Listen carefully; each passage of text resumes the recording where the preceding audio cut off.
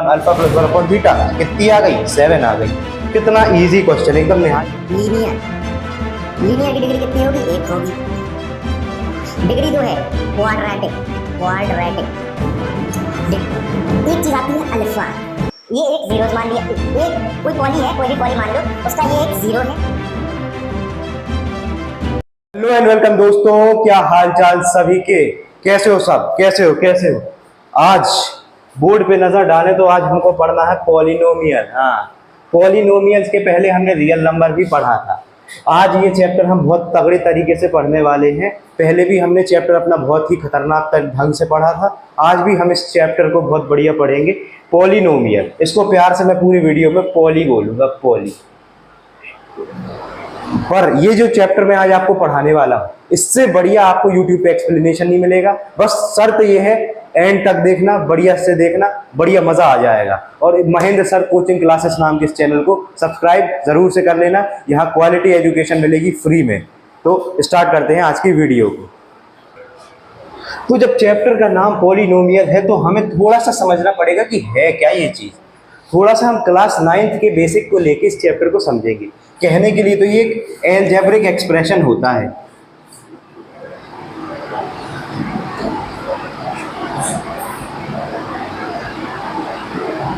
अब algebraic expression के अंदर भी चीजें आती हैं कि टर्म्स मिलके एल्जेब्रिक एक्सप्रेशन बनाती है। टर्म्स के अंदर क्या आता है? वेरिएबल और कांस्टेंट। और ये भाई साहब कंफ्यूज कर दिया। नहीं, एक मिनट को ध्यान से बता दूं।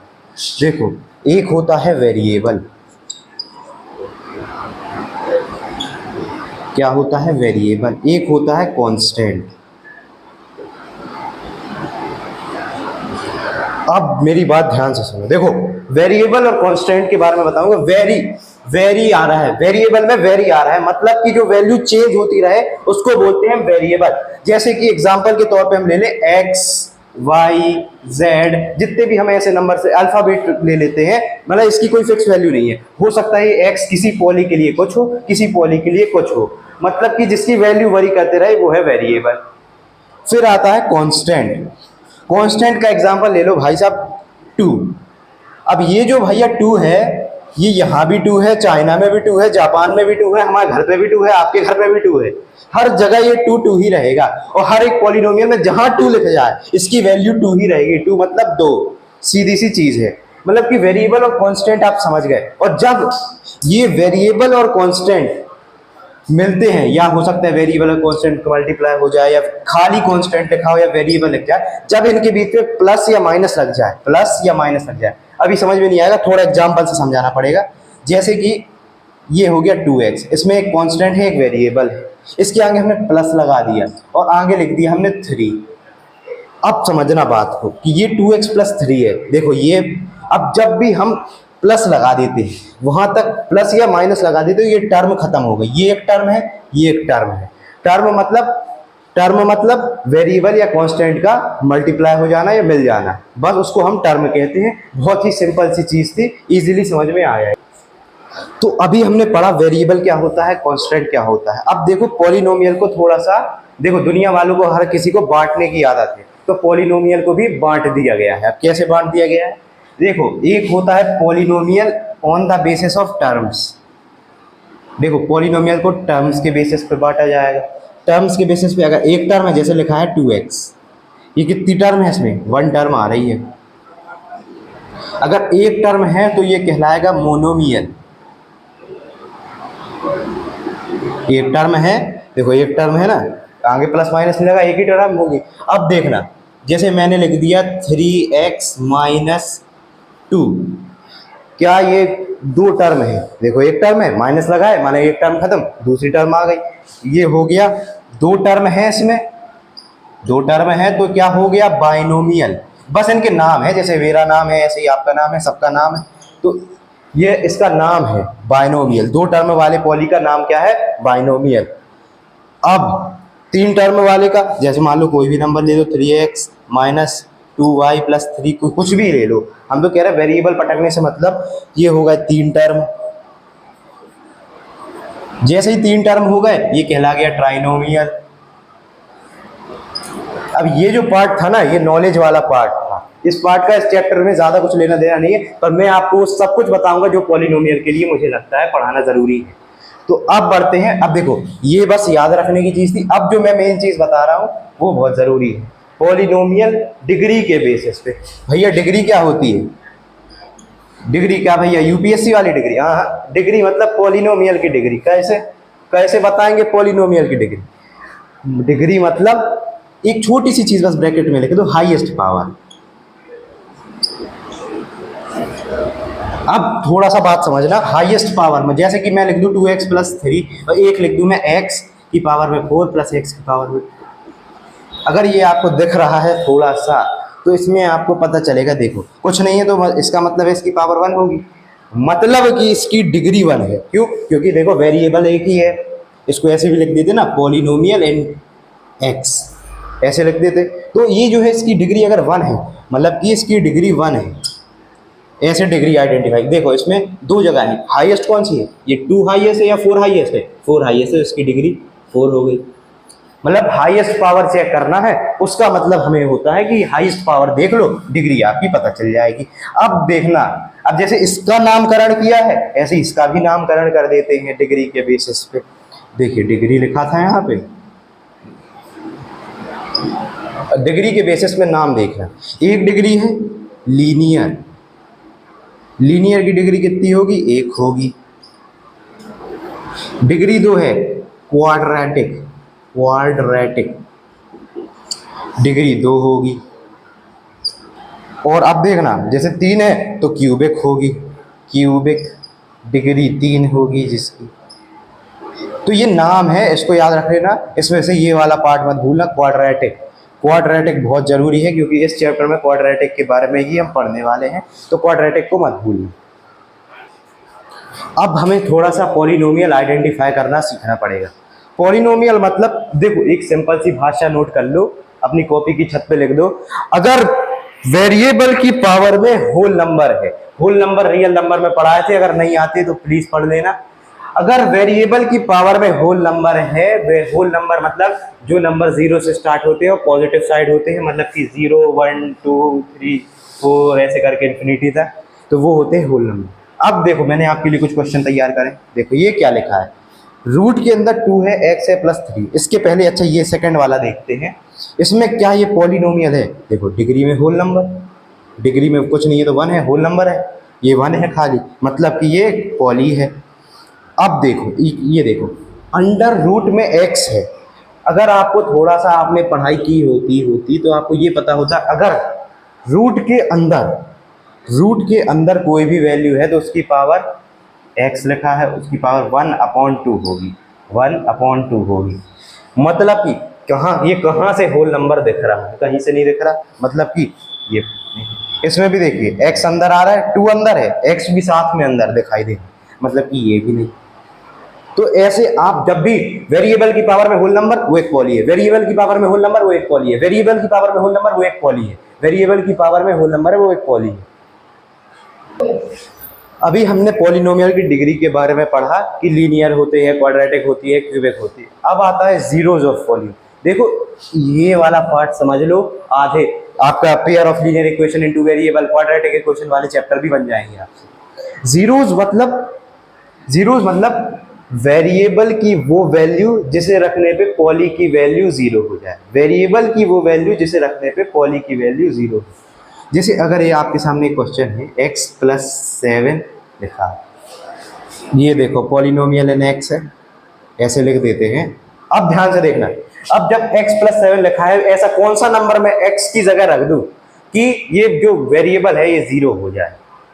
तो अगर मैं x की जगह -7 रख दूं तो ये जो है कट के 0 हो जाएगा, मतलब कि 0 हो गया, मतलब कि x एक अपना 0 आ गया, -7 एक 0 है जो कि x पे पुट करने पे ये वाला पॉली 0 हो जाएगा। क्या मेरी बात इतनी सी समझ में आ गई? अब ध्यान से देखना, अब जैसे देखो बार बार हम यही तो करते नहीं रहेंगे, सोचते रह जाएंगे। तो देखो जैसे मान लो लिखा है x + 2/3। देखो इतना टाइम किसी पे नहीं होता कि हम सोचने बैठे कि क्या x की जगह रख दे कि ये 0 हो जाए। तो हम क्या करेंगे, इक्वल में 0 कर देंगे। अब देखो हमें एंड ऑफ द डे चाहिए क्या है, जीरो चाहिए कि नहीं चाहिए, तो हम इक्वल में जीरो रख देंगे, बस फिर जनरल मैथ कैलकुलेशन लगा लो, x इक्वल ये उस तरफ गया -2/3 आ गया, लीजिए ये इसका जीरो हो गया। मतलब कि हमें जो चाहिए था हमने वो पहले इक्वल में मान लिया और बस वही चीज़ वैल्यू हमने निकाल ली, कितनी इजीली निकाल ली। तो ये होता है जीरोज ऑफ पॉलिनोमियल। इस कंसेप्ट को मत भूलना, ये कंसेप्ट बहुत ज़रूरी है, आगे आने वाली जितनी सवाल हैं सब इसके ऊपर रहेंगे। अब ध्यान से सुनो मेरी बात, कमांडोज फोकस। तो जीरोज ऑफ पॉली निकालना है और ग्राफिकल मेथड से निकालना है। ग्राफिकल मेथड से जीरो निकालने का कैसा तरीका है, देखो जब भी मैं ऐसा ग्राफ बनाऊंगा, ग्राफ बनाना मत भूलना। देखो ये कौन सा है, ये एक्स एक्सेस होता है, ये वाई एक्सेस होता है ना, ये एक्स हो गया, इसको एक्स डैश मान लो, ये वाई है, इसको वाई डैश मान लो, इससे मतलब नहीं है। देखो जैसे मान लो ये मैंने बनाया, एक चीज दोबारा से अपनी कॉपी की छत पे लिख लो कि जितनी बार ग्राफ में एक्स एक्सिस को टच या इंटरसेक्ट करेगी उतने जीरो दूंगी। टच और इंटरसेक्ट करेगी, इंटरसेक्ट। देखो ध्यान से देखो इस ग्राफ को, ये देखो एक बार टच कर रहा है, ये 2 बार, 3 बार, 4 बार, 5, तो नंबर ऑफ जीरोस कितने होंगे, 5। भाई देखो कितनी बार टच किया उतने नंबर ऑफ जीरो होगा। अगर मैं आपसे एक और क्वेश्चन पूछूं छोटा सा, आप बताओ कितने जीरोस होंगे। ये एक्स एक्सिस है, ये वाई एक्सिस है, कितने जीरोस हो भाई, एक भी बार टच नहीं कर रहा, ये तो सीधा निकल गया, मतलब कि मतलब जीरो ही नहीं होंगे इसके। तो इससे हमें पता चलता है कि हम नंबर ऑफ जीरो निकाल सकते हैं, ये नहीं निकाल सकते क्या है जीरो, वो तो हम बाद में निकाल देंगे, पर इससे ये पता चल जाएगा कि नंबर ऑफ जीरोस कितने हैं। तो अभी हमने सीखा कि जीरोस ऑफ द पॉली कैसे निकालेंगे ग्राफ में। अब हम सीखेंगे अलजेब्रिक मेथड। देखो कोई भी हमें पॉली दिया हो, क्वाड्रेटिक, याद रखना क्वाड्रेटिक, ये एक क्वाड्रेटिक है, इसकी एक पावर, देखो एक स्टैंडर्ड फॉर्म में तुम्हें बता देता हूँ। जब भी मुझे फाइंड करना है कि ये पॉली क्वाड्रेटिक है तो इसका स्टैंडर्ड फॉर्म ऐसा होगा, ax² + bx + c, जो कि a b c इसमें नंबर्स है और ये एक वेरिएबल है, ये एक वेरिएबल है, ये कांस्टेंट है, इसकी पहले में पावर में 2 होना चाहिए। एक जनरल फॉर्म है, स्टैंडर्ड फॉर्म बोल लो, जनरल फॉर्म बोल लो, ये होना चाहिए। सबसे पहले चेक करो ये जो है ये जनरल फॉर्म में है कि नहीं है। अब इसकी जीरोस कैसे फाइंड करेंगे, तो 9th में एक मेथड पढ़ा था मिडिल टर्म स्प्लिटिंग, मतलब कि बीच के टर्म्स को स्प्लिट कर दो, मिडिल टर्म स्प्लिट हो गई, बीच वाला ये है, इसको स्प्लिट करेंगे। देखो इसके क्वेश्चंस एग्जाम में आ जाते हैं, बहुत ज़रूरी चीज़ है ये। देखो इसको कैसे करें, सबसे पहले जो इनका सम है, एस लिख दूं मैं, सम को रिप्रेजेंट करता हूँ एस, मतलब कि ये जो है इसको मैं ऐसे में तोड़ूं कि इसका सम ये आ जाए, इसको मैं ऐसे में तोड़ूं कि इसका सम ये आ जाए, ऐसे 2 नंबर में तोड़ूं जिसका सम 7 आ जाए, 7x आ जाए, 7 आ जाए या 7x आ जाए, कोई समस्या नहीं। और इनका प्रोडक्ट आ जाए, देखो इनका प्रोडक्ट आएगा ये वाला और ये वाले का प्रोडक्ट, इन दोनों का प्रोडक्ट क्या है, यहाँ पे 10x² है, लो 10x लिख लो, स्क्वायर ले लो, अपन को इनसे मतलब है, नंबर्स आ गए तो वेरिएबल अपने आप आ जाएगा। अब ध्यान से देखना, ऐसे नंबर मुझे फाइंड करने हैं, तो देखो मैं तो डायरेक्टली फाइंड कर सकता हूँ, पर अगर ये क्वेश्चन बहुत इजी है, मगर मे भी कोई मुश्किल क्वेश्चन हो तो इसमें हम ऐसा कर सकते हैं कि ये जो प्रोडक्ट दिया है हम इसके प्राइम फैक्टर निकाल लेते हैं। लीजिए अब हमें इन दोनों नंबर से बाहर नहीं सोचना, इन दोनों नंबर से बाहर कभी मत सोचना। देखो इतनी ईजिली हम रख देंगे, किसी को भी पहले उठा दो, किसी को भी बाद में उठा लो।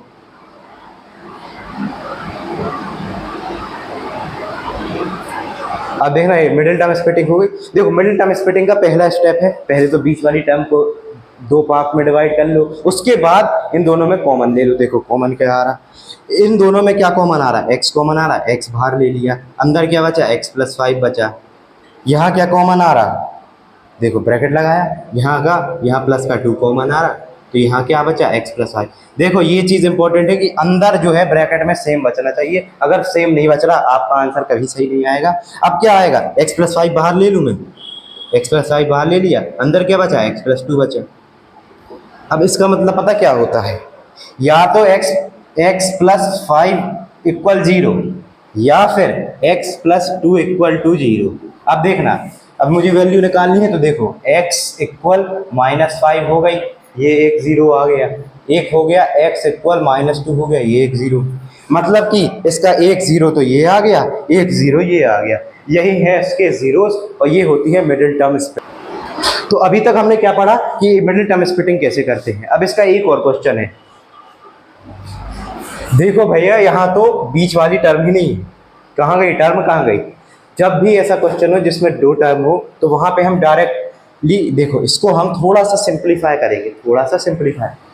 एक्स स्क्वायर, यहाँ स्क्वायर चढ़ा है, यहाँ चढ़ा है, तो हम इसको लिख सकते हैं एक्स स्क्वायर माइनस, देखो यहाँ 3 है, 3 को देखो अगर मैं 3 को √3 लिख दूँ, उसके ऊपर स्क्वायर चढ़ा दूँ तो रूट से 2 कट जाएगा और यहाँ 3 बचे, तो मैं यहाँ पे ऐसा लिख सकता हूँ।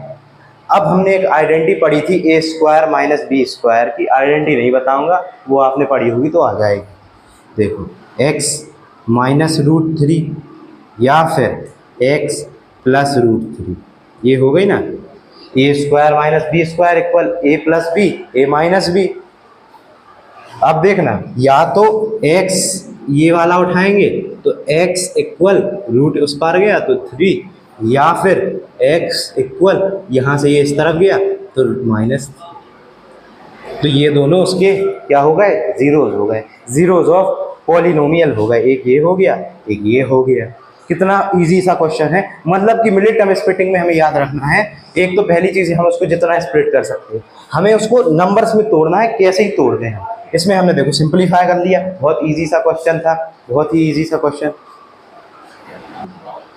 अब हम बात करेंगे रिलेशन बिटवीन कोएफिशिएंट्स के बीच में और उसकी जीरोस के बीच में। देखो हमने स्टैंडर्ड फॉर्म ये पढ़ी थी, ये देखो ax square plus bx plus c।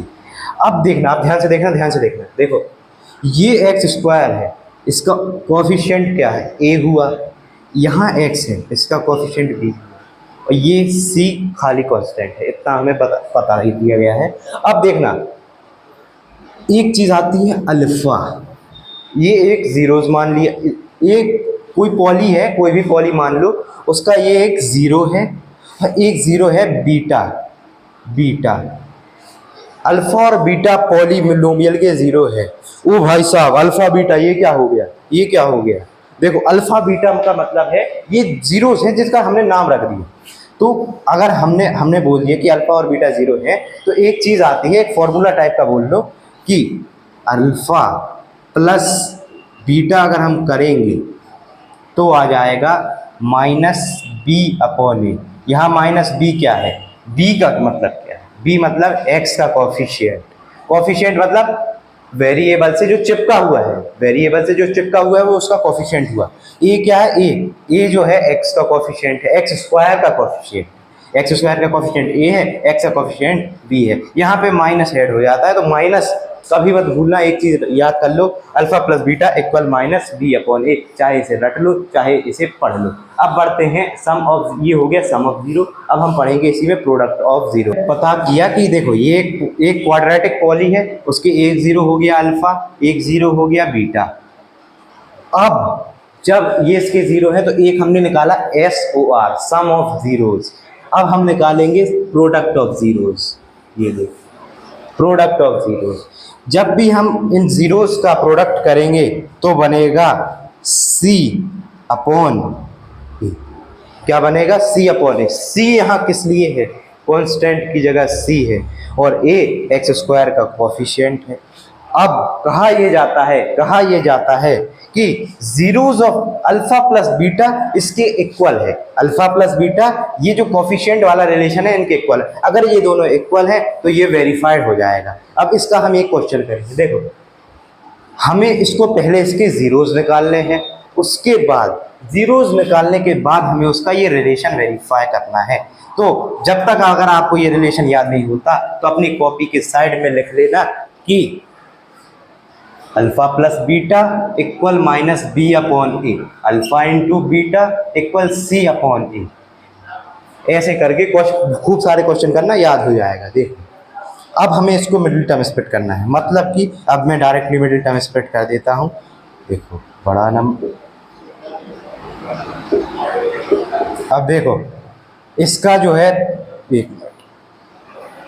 Plus minus होके ये 2x आ रहा है, और प्रोडक्ट इन दोनों का जब प्रोडक्ट करेंगे तो 8 आ रहा है, मतलब कि ये हमारी इक्वेशन जो हमने मिडिल टर्म स्प्लिट करी है वो सही है। अब जैसे ही हमने 3 टर्म की 4 टर्म कर दी, वहां से हमें कॉमन ले लेना है। पहला स्टेप था हमें मिडिल टर्म स्प्लिट कर दी है, इनको हमने स्प्लिट कर दिया, अब हम कॉमन ले लेंगे। देखो यहाँ x कॉमन आ रहा है तो x -4। अब देखना अब ध्यान से देखना, देखो यहाँ पे प्लस है, यहाँ पे अंदर माइनस, तो कोई दिक्कत नहीं है। यहाँ 2 कॉमन ले रहे 2, तो यहाँ बचेगा x -4। देखो x + 2 हो गया, एक हो गया x -4, मतलब कि जीरोज आ गए हमारे। या तो x की जो वैल्यू है 0, एक 0 आ गया -2, एक 0 आ गया, यहाँ माइनस था उस तरफ गया तो प्लस हो गया, 4 हो गया। मन में कैलकुलेशन करो, अब ऐसा थोड़ी ना लिखने बैठोगे x -4 = 0 तो x = 4, नहीं, डायरेक्ट करो। तो अब हमने देखो हमने क्या निकाला, जीरोज निकाल लिए। अब हमें ये रिलेशन वेरीफाई करना है, अल्फा प्लस बीटा इसके इक्वल आना चाहिए। देखो अगर मैं इसको अल्फा बोल दूँ इसको बीटा बोल दूँ, किसी को भी मान सकते हैं अल्फा बीटा। देखना -2 + 4, साइन कभी मत भूलना, ये साइन साथ में आता है, इक्वल -b। देखो यहाँ माइनस पहले से लगा हुआ है, मतलब कि यहाँ देखना -b/a होता कि नहीं होता। अब हमने जब -b लिखा तो एक माइनस यहाँ आएगा और अंदर में 2 आएगा, यहाँ ए वैल्यू क्या है, कुछ नहीं है तो 1 है, 1 हम डायरेक्ट लिख दें। अब देखो एक -2 यहाँ था, एक -2 यहाँ है, माइनस माइनस प्लस हो जाएगा, तो एक यहाँ आ गया 2, माइनस माइनस प्लस हो गया। यहाँ पे क्या आएगा, देखो यहाँ पे किसका साइन बड़ा है, 4 के लिए बड़ा है, तो यहाँ 2 आ गया, दोनों इक्वल आ गए। LHS RHS इक्वल है, मतलब कि हमारा alpha plus beta some of zeros वाला रूल वेरीफाई हो गया। अब हम वेरीफाई करेंगे प्रोडक्ट ऑफ जीरोस वाला। देखो थोड़ा सा लेंथी चीज़ हो सकती है, ये आपको एक बार में समझना है, और इसके क्वेश्चन बार बार प्रैक्टिस करो। जो मैं यहाँ करा रहा हूँ एक बार होमवर्क कर दो, गारंटी है 100/100 आएंगे, गारंटी है। अब हम इसके जीरोस को SOP, देखो एक होता है SOR सम ऑफ जीरो, अब हम करेंगे POR product of zeros. Product of zeros मतलब कि अल्फा इंटू बीटा। कहाँ गया अपना अल्फा, देखो एक था अपना -4 नहीं प्लस, और एक था हमारा -2।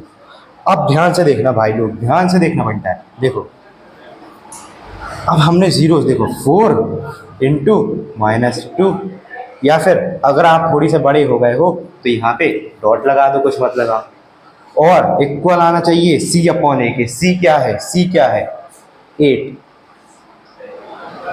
C क्या है 8, भाई माइनस का 8 है लोग, देखना 4 2 जा -8, माइनस का साइन, यहाँ -8 पहले से उपलब्ध है, -8 इक्वल हो गए, वेरीफाई हो गया। ये रिलेशन जो है, relation between alpha and beta सही है, रिलेशन बिटवीन अल्फा और बीटा एकदम सही है।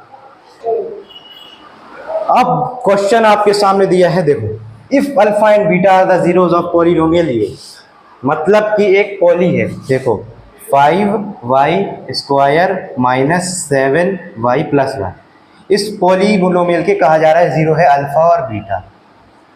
अब हमसे पूछा है इसकी वैल्यू निकाली। एक ब्रह्मास्त्र आपको मैं बताता हूँ, जब भी मुझे ऐसा दिखेगा कि पॉली में अल्फा और बीटा उसके जीरोस हैं, तो मैं पहले बिना कुछ सोचे समझे, मैं तो ये क्वेश्चन भी ना पढ़ूँ, इतना तो मैं पढ़ूँ भी ना, उसके पहले मैं लिख दूँ अल्फा प्लस बीटा की वैल्यू -b/a होती है, तो यहाँ -b/a की वैल्यू क्या आ गई, -b -7 है, तो माइनस माइनस प्लस हो गया, यहाँ 7 बचा, यहाँ 5 था तो नीचे 5 आ गया, 7/5।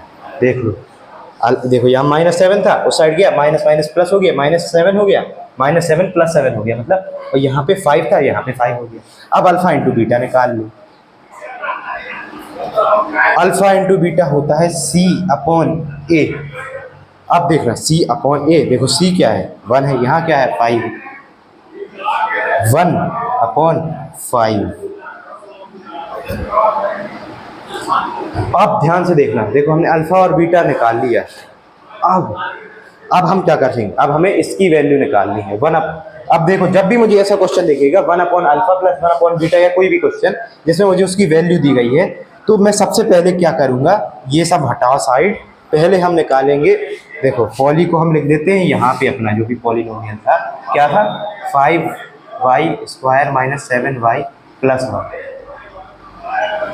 अब ध्यान से देखना, इसको थोड़ा सा एलेबोरेट कर लें। देखो 1/अल्फा प्लस 1/बीटा, एलसीएम ले लो तो नीचे बना अल्फा बीटा।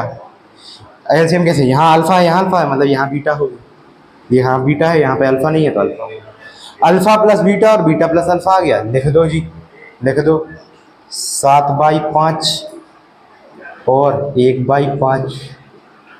देख लो, अब बस कोई समस्या नहीं है, अब इसको सॉल्व कर लो। इसको देखो ये ऐसा लिखा हुआ है 7/5 के डिवाइड में है, देखो जी अब ऐसा लिखा हुआ है तो हम इसको ऐसा भी लिख सकते हैं -5/1, तो हम 5 काट देंगे, यहाँ आ गया सेट। आ गई value, find the value of alpha plus 1/अल्फा प्लस 1/बीटा, कितनी आ गई 7 आ गई। कितना इजी क्वेश्चन, एकदम निहायत ही आसान सा क्वेश्चन है। अभी तक हमने पढ़ा कि अल्फा और बीटा की मदद से हम जीरोस कैसे फाइंड करते हैं।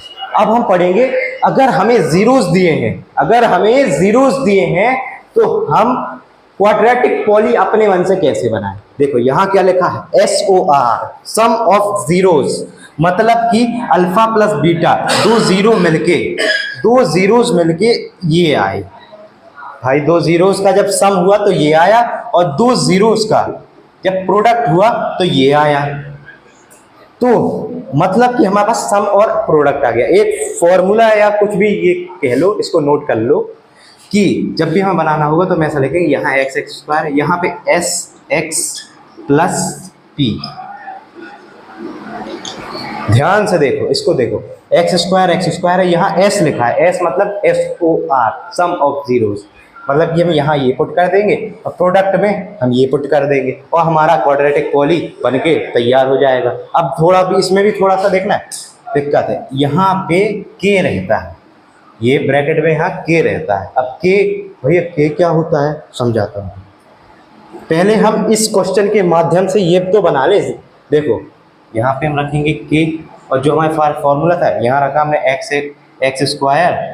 देखो कोई 1 है, 1 को लिखने की भी जरूरत नहीं है, यहाँ पे हम खाली x लिखे दे रहे हैं, यहाँ 1 है तो +1 लिखे दे रहे हैं। अब क्या होता है, कभी कभार ऐसे क्वेश्चन आ जाते हैं, फाइंड 5 क्वाड्रेटिक पॉली, तो k की वैल्यू चेंज कर दे। जैसे मैं k की वैल्यू अगर 1 रख दूँ तो 1 की तो कोई वैल्यू नहीं होती, 1 को तो हटा ही दो, मतलब यही आ जाएगा ना, यही जब अंदर मल्टीप्लाई हुआ तो यही आ गया, मतलब कि x² - x + 1 आ गया, यही आ गया। अब मान लो मुझसे एक और क्वाड्रेटिक इसी जीरोस में बनाना, तो मैं k की लेट कर लूँगा कि k जो है लेट k = 2 लेट कर लूँगा, तो यहाँ मैं 2 रख दूंगा, अंदर पूरी वैल्यू है x² - x + 1। अब देखना, अब मैंने अंदर इसका मल्टीप्लाई कर दिया कि जो 2x² - 2x + 2, देखो अब दो क्वाड्रेटिक बन गए, एक मैंने 2, ऐसे में कितने भी ले सकता हूँ, ऐसे तो मैं इन्फिनाइट क्वाड्रेटिक पॉली बना सकता हूँ। अगर मेरे पास जीरोस है, SOR और POR मुझे गिवन है तो मैं बना सकता हूँ। इसका एक और क्वेश्चन करते हैं, उस क्वेश्चन को थोड़ा सा अलग रखते हैं। चलो तो एक और क्वेश्चन करते हैं। SOR इस बार हमें गिवन है 1/4, 1/4, और प्रोडक्ट ऑफ जीरोस हमें गिवन है -1। हमारे पास फॉर्मूला बार बार मत भूला करो, -SX + P वाला, यहाँ पे S सम ऑफ जीरोस है, P प्रोडक्ट ऑफ जीरोस है। अब देखो वैल्यू रख दो, यहाँ K रहता है, K की वैल्यू, अब देखो हम इसको पुट करेंगे तो यहाँ बनेगा x² - 1/4 x प्लस, यहाँ पे माइनस है तो यहाँ पे प्लस की जगह माइनस हो गया, -1 आ गया। तो क्या मैं बोल सकता हूँ कि ये जो है सही है? अभी ये देखो पूरा एलेबोरेट नहीं हुआ, अभी यहाँ फोन में 4 है, हमें तो ऊपर, इसको ऊपर ले जाएंगे। एलसीएम ले लें, देखो यहाँ फोन में 1 होगा, यहाँ फोन में 1 होगा, यहाँ हमने 4 एलसीएम ले लिया, 4 जो है यहाँ पे हमने एलसीएम ले लिया। जब हमने यहाँ 4 एलसीएम ले लिया, यहाँ 1 था, यहाँ 1 4 या 4 4x² -1x 1x ही रहेगा, x है ना, और यहाँ -1 था, 1 4 या 4, यहाँ आ गया -4। इस 4 को देखो इक्वल, इस फॉर्मूला जो आपको मैंने बताया, हमेशा क्वाड्रेटिक पॉली है तो इक्वल में हम जीरोस, जब हम जीरोस की बात कर रहे हैं तो कॉमन सेंस वाली बात है कि इक्वल में 0 होगा। अब ध्यान से देखना, इसके इक्वल में 0 है ना, पहले लिखो चाहे ना लिखो पर इक्वल में तो 0 रहेगा, वो तो क्वाड्रेटिक पॉली का रूल है। अब थोड़ा देखो यहाँ इक्वल में 0 है, ये चीज देखो अगर आपको कैमरा में ना दिख रहा हो तो यहाँ पे x square plus x plus P, यहाँ पे देखो ब्रैकेट नहीं है, ब्रैकेट अंदर है, इक्वल में 0 है, ये पूरा इक्वल टू 0, ये पूरा इक्वल टू 0। ये मैंने दोबारा से लिखा क्योंकि कैमरा में मे भी रेंडर ना हुआ हो। अब ध्यान से देखना, ये हुआ, यहाँ पे के था, यहाँ ब्रैकेट लगा था, वैसा का वैसा। इस 4 को हम यहाँ भेज दें तो के अपॉन में 4, यहाँ 4x square minus x minus 4। अब देखना, चलो अब हम एक ट्रिक इस्तेमाल करेंगे, हम k की वैल्यू 4 रखेंगे। क्यों रखेंगे? जैसे ही हम k की वैल्यू रखेंगे, यहाँ k की जगह जब हमने 4 रख दिया तो ये कट जाएगा, कितना बचा? 1 बचा। तो मतलब कि ये इक्वेशन हमारी वापस से आ गई, 4x square minus x minus 4, और ये एक क्वाड्रेटिक पॉली बन गया। 1 डिग्री 2 है और 3 टर्म्स है, बस क्वाड्रेटिक। Good morning student. तो कैसा लगा हमारा जो आज का जो वन शॉर्ट वीडियो था, जो हमारे ब्रिलियंट स्टूडेंट रेयांश खरे ने बनाया हुआ है। ये लोग हर संडे को जो है एक प्रैक्टिस सेट बनाते हैं, हर हफ्ते जो है प्रैक्टिस करके संडे को उसका पूरा समराइज फॉर्म में आपके सामने रिप्रेजेंट करते हैं। ठीक है बेटा, आइए। अरे मैं बनाता हूँ पूरी वन शॉट में, हमेशा मैं। तुम कहाँ बनाते हो? मैं भी बनाता हूँ। चलो ठीक है, तो ये दोनों जो है वन शॉट पूरे हफ्ते प्रैक्टिस करते हैं। प्रैक्टिस करने के बाद आपके सामने संडे को अच्छी प्रॉपर तरीके से रिप्रेजेंट करने की कोशिश करते हैं। लास्ट तक वॉच करिएगा और लाइक एंड शेयर कीजिएगा। ठीक है, धन्यवाद।